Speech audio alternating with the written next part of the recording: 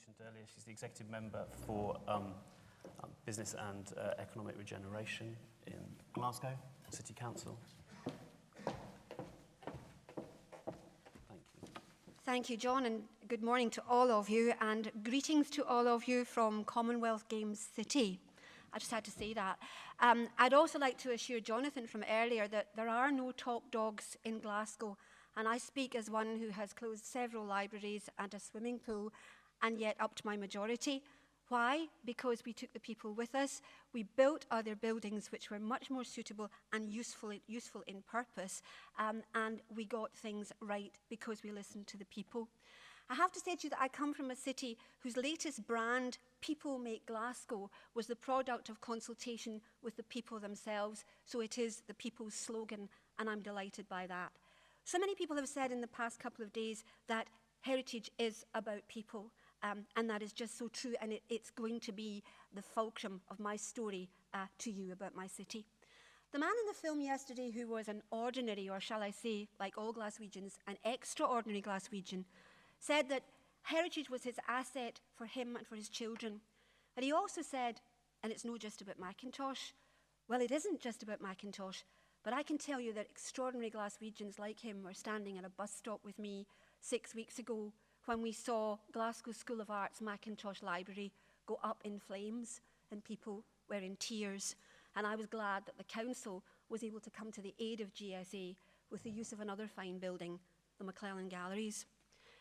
And when we closed Kelvin Grove Art Galleries, and Bridget McConnell, my former director, is sitting there giving me some encouragement and probably ticking me off for things that I will forget to say.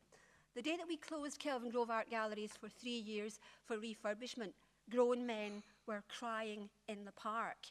One of them actually turned to me, he wasn't crying, he said, "And see, Mrs. Cameron, see if you muck this up and I edit, there will be trouble." I edit there too. The sense of place is felt keenly by Glaswegians, and the sense of story by the council too, and I think we've done very well with our people as well as by our people. Glasgow is a palimpsest, if you like. You think of us as an industrial and Victorian city, and probably a few other things which are not true and which I will knock on the head.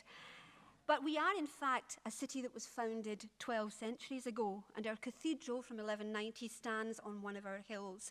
That cathedral was saved by the people of Glasgow from the Taliban-like claws of the reformers, and they, the people of Glasgow, were reformed too, but it was their building and their place. We are a university town since the 15th century.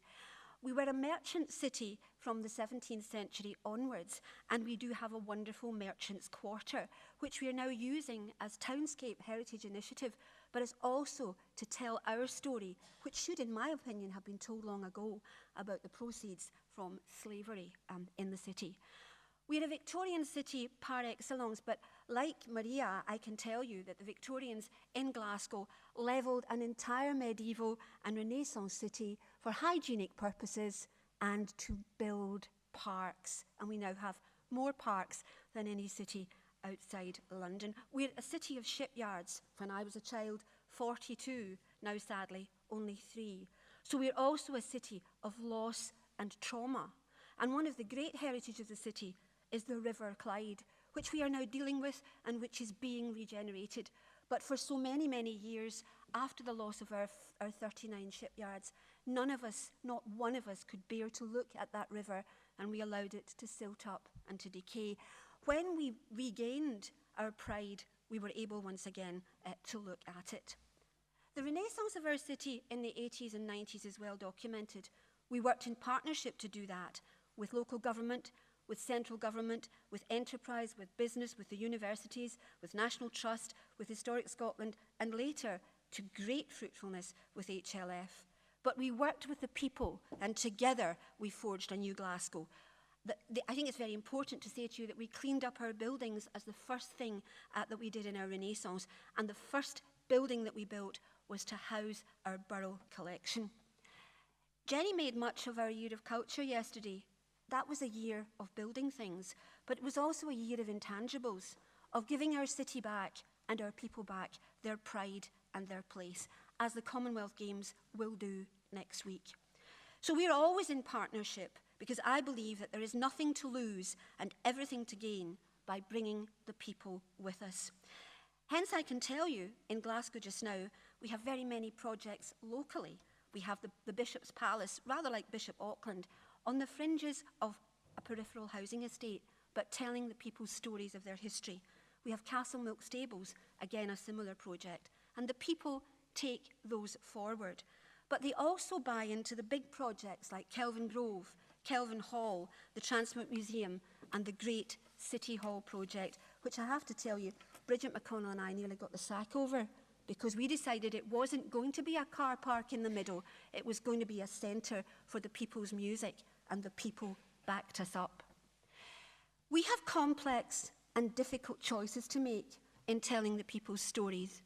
We have changes in our city, particularly in a city like ours that was homogeneous and is now mercifully extremely diverse. But we have funding problems too, and we have problems of what to do with our buildings.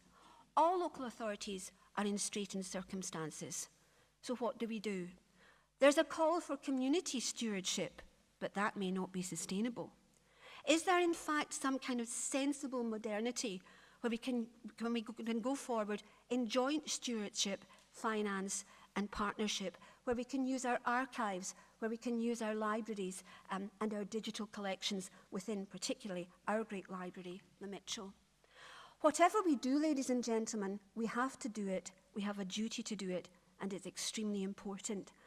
The Chief Medical Officer of Health in Scotland, Sir Harry Burns, talks about the asset of place and culture being absolutely essential to people's well-being. He cites in Glasgow what is called the Glasgow sickness, that although we have comparable levels of deprivation to Liverpool, Manchester, etc., people in certain areas in Glasgow die young. Because with the loss of the shipyards, they lost their pride as well, and that's been generational. Through heritage and placemaking, we need to work with them to give that pride of place back. Ladies and gentlemen, some years ago, we decided that we had to close one of our museums, the Museum of Art, Religious Art and Life at St Mungo's, which is situated near our cathedral. I have never had such a huge post bag and set of emails exhorting me politely not to close that building. The letter that affected me most of all was from an extraordinary working-class Glaswegian who said to me, "Dear Mrs. Cameron, you have many choices to face. Your social work budget is huge, your education budget is huge, and you are in straitened circumstances. But please, for the good of the city, for working with the people of Glasgow, please don't tread upon our dreams."